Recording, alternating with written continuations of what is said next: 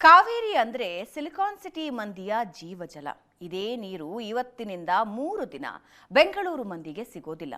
ತುರ್ತು ನಿರ್ವಹಣೆ ಹೆಸರಲ್ಲಿ ಸ್ಥಗಿತಗೊಳಿಸಲಾಗಿದ್ದು ಜನರಿಗೆ ಈಗ ಸಂಕಷ್ಟ ಎದುರಾಗಿದೆ. ಹಾಗಾಗಿ ನೀರು ವಿಷಯದಲ್ಲಿ ಇನ್ನು 3 ದಿನಗಳ ಕಾಲ ಕಾವೇರಿ ವಾಟರ್ ಮೇಲೆ ಯಾರ್ಯಾರು ಅವಲಂಬಿತರಿದ್ದೀರಾ ಸ್ವಲ್ಪ ಎಚ್ಚರಿಕೆಯಿಂದ ಇರಿ. ಏನು ಪ್ರಾಬ್ಲಮ್ ಆಗಿದೆ, ಯಾಕೆ ನಿಲ್ಲಿಸ್ತಾ ಇದ್ದಾರೆ ನೋಡ್ಕೊಂಡು ಬನ್ನಿ. ಇಂದಿನಿಂದ 3 ದಿನ ಬೆಂಗಳೂರಿಗೆ ಕಾವೇರಿ ನೀರು ಬಂದ್. ಸಿಲಿಕಾನ್ ಸಿಟಿ ಮಂದಿ ಜೀವಜಲ ಪೂರೈಕೆ ಸ್ಥಗಿತ. ಕಾವೇರಿ ಬೆಂಗಳೂರು ಜನರ ಜೀವಜಲ.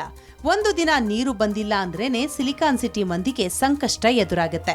ಅಂಥದ್ರಲ್ಲಿ ಬೆಂಗಳೂರು ಜಲಮಂಡಳಿ 3 ದಿನ ಇಡೀ ನಗರದಲ್ಲಿ ಕಾವೇರಿ ನೀರಿನ ಪೂರೈಕೆ ಸ್ಥಗಿತಗೊಳಿಸ್ತಾ ಇದೆ.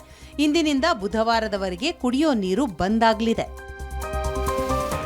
ಕಾವೇರಿ ನೀರು ಸರಬರಾಜು ಯೋಜನೆ ಸ್ಥಳದಲ್ಲಿ ತುರ್ತು ನಿರ್ವಹಣಾ ಕಾಮಗಾರಿ ನಡೆಯಲಿದೆ.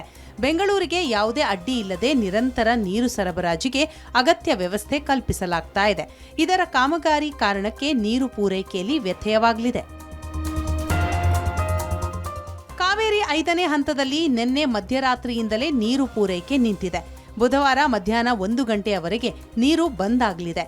ಪೃಥ್ವಿ layout, Janata colony, Belathur colony, Kempegowda layout, Dommasandra ರಸ್ತೆ, ಪಣತ್ತೂರು, ಥಣಿಸಂದ್ರ, ರಾಚೇನಹಳ್ಳಿ ಸೇರಿ ಹಲವು ಕಡೆ ನಿನ್ನೆ ರಾತ್ರಿಯಿಂದಲೇ ನೀರು ಬಂದ್ ಆಗಿದೆ.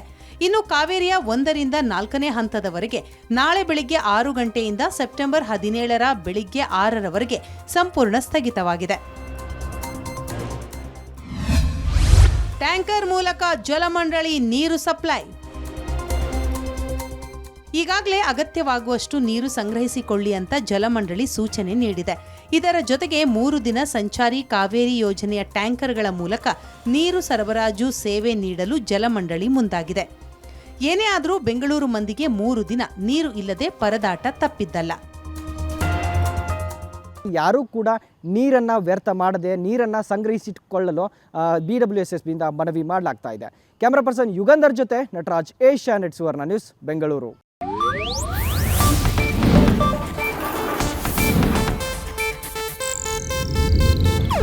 ಇದು ಏಷ್ಯಾನೆಟ್ ನ್ಯೂಸ್ ನೆಟ್ವರ್ಕ್ ಪ್ರಸ್ತುತಿ.